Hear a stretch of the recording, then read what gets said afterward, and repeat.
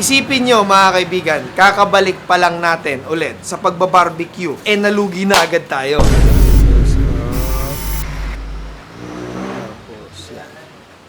So what's up sa inyo mga kaibigan? Kung napapansin nyo, andito tayo ngayon sa tindahan kasi dahil nga 17 days na tayo mga kaibigan na hindi nagtitinda ng barbecue, kinakailangan ho natin bumawi ngayon, no? Kasi nung mga nagdaang linggo talaga, wala pong humpay ang pag-uulan. Isa pa, wala na rin talaga akong bantay sa barbecue. Pero wait, kung mapapansin nyo, etong unang clip na to, fail. Walang kulay, malungkot, malumbay, boring. Gusto kong bigyan ng kulay ang aking mga clip. Ngayon mga kaibigan, habang nagbablog ako, lahat ng clip na ginagawa ko ay flat lang. So, aaralin ko rin mag-color grade ng aking mga video. Kasi naiinggit talaga ako dun sa mga ibang vlogger, no? Na ang ganda ng feeling, no? Ng kanilang vlog. So, ngayong araw, lahat ng clip ko, mga kaibigan, is flat lang. At aaralin ko to kung paano pagandahin at bigyan ng kulay. Kagaya nito. So ngayon, nandito nga tayo sa tindahan kasi check natin kung ano yung mga pwede pa nating ibenta. Yung last time na naalala ko, meron pa akong mga stock ng barbecue. So, nasa freezer naman siya. Hindi naman siya masisira. So, tignan natin kung pwede pa siyang itinda. Tapos titignan natin kung meron pa ba tayong sauce, meron pa ba tayong suka, meron pa ba tayong uling. Titignan natin kung ano yung mga kailangan natin bilhin para makapag-umpisa ulit ng pagbabarbecue. Unfortunately, mga kaibigan, hindi pala porket nasa freezer, no? Yung mga to, pwede pa. 17 days na rin talaga siyang nasa freezer. So, nakakalungkot. Pero yung mga barbecue natin, hindi na pala talaga pwede. Cancel ang barbecue ngayong araw. Since nasira yung mga barbecue natin, hindi tayo makapag-barbecue ngayong araw, linisin na lang natin tong stante, no? Kasi puno na rin talaga ng alikabok.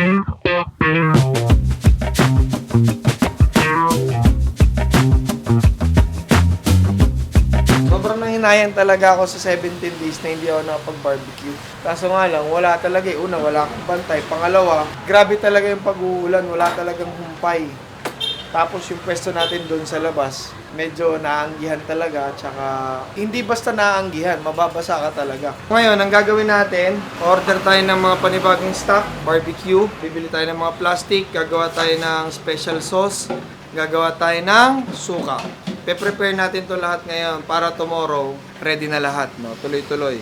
Alam niyo mga kaibigan, dito sa pagbabarbecue, no? Kala ng iba konti lang yung kita. Well, konti lang talaga yung tubo dito. Pero numbers game kasi to. Decent din yung kikitain mo pag maraming bibili ng barbecue mo. Ang naging problema lang, may mga araw na nasayang, wala tayong kinita.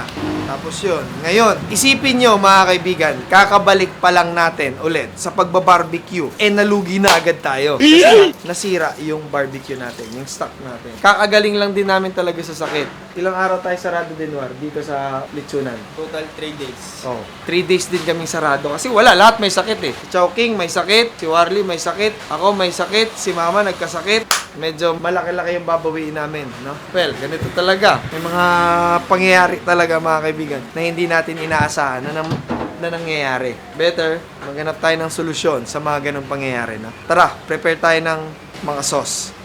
Let's go. Wala na tayong special sauce ng barbecue natin at kailangan natin gumawa para bukas tuloy-tuloy na yung trabaho natin.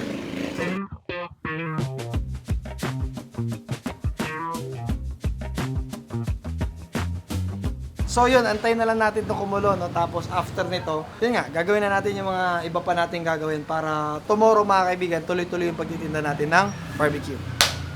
So mga kaibigan, dumating na ho yung in-order natin na barbecue, no? Panibagong puhunan na naman ho ang nilabas natin para sa mga stock natin ng barbecue. Kasi nga, kahapon mga kaibigan, dapat magluluto na tayo.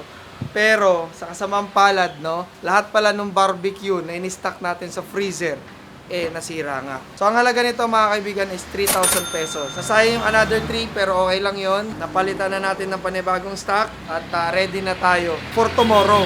Actually mga kaibigan, ngayong araw ay linggo. Dapat magtitinda na ako. Pero hindi natuloy. Kasi may mga pangyayari na hindi inaasahan sa kapatid ni RJ. May kuliti daw. So nakita nyo naman mga kaibigan, no? Napakaganda ng araw ngayon. Ilang araw na rin talagang maganda, no? Ang panahon. At eto, kasama ko yung mga tropa ko.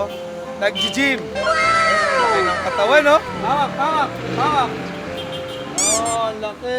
Carbon loading. Carbon. Ito ang pasimuno. Ito talaga maganda back niyan. Pakita mo yung back mo, Jay. Wag, Sige na. wag ma-disappoint ako. Baka ma-disappoint sila. Ano na lang, bicep. Bicep na lang, bicep. 1, 2, 3, go. Ang laki! Tugma TV, no? Mural, puro sugal. Ay, Moral, hindi sugal. yan. Cashback lang. I'm sick. Dapat Alam mo, nagpa-practice ito na rin kayo ng mga post nyo. Oh! Yung mukha yung nagiging. Mga kaibigan, wala na kasi si Jisril, no? Yung pinsan ko na nagbabantay dito. Nag-resign na po siya. Ngayon, isa din yun sa reason talaga kung bakit hindi tayo nakapagbukas ng barbecue noong nakaraan. Walang bantay, tapos maulan. Pero ngayon, magbabawi-bawi tayo dahil 17 days nga tayo hindi nakapagtinda, mga kaibigan. Medyo malaki talaga yung nawala sa atin, no? Kaya today, mga kaibigan, babawi tayo. So, dapat nung Biyernes pa yun. Kaso nga lang, wala pa rin talagang bantay at nasira nga yung barbecue natin. Kaya ngayong araw na lang tayo magtitinda ulit. So, meron tayong bagong kasama dito, mga kaibigan. Masipag to. Ha? Ayan, no? Si Allen. Nagugupit ng buhangin. Kasi ilalagay niya dito eh. Before namin lagyan ng uling. Taray. Uy, tandog kayo eh. Eto, 30 to. Eto na yung barbecue natin, 30. Ready na yung mga paninda natin, mga kaibigan. No? Kulang na lang ng mga sauce.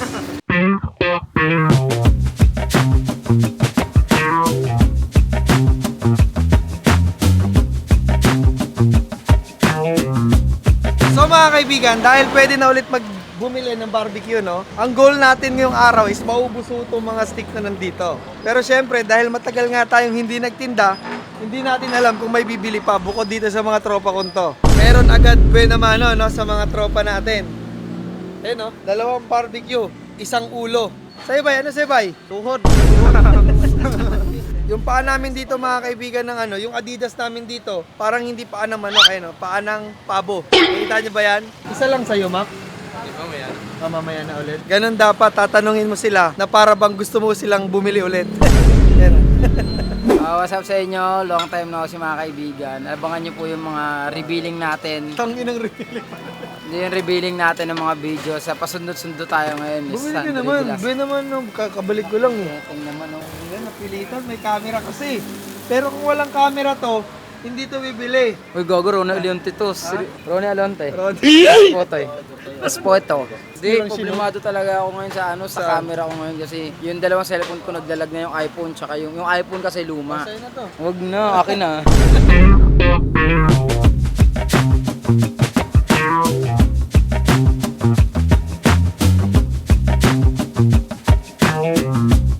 Sauce, halagang Makita 20.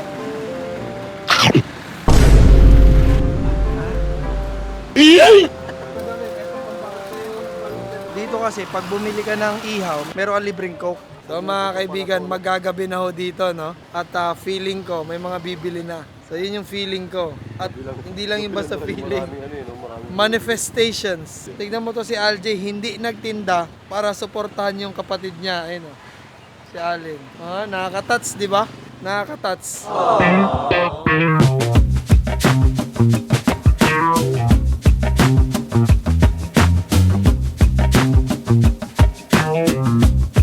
So ang oras, mga kaibigan, 5:42 na ng hapon, no? Medyo may mga bumibili na rin, no? At ang goal namin ngayon, mga kaibigan, is maubos tong 100 sticks, no? Ng iba't ibang klaseng ihaw. Ha?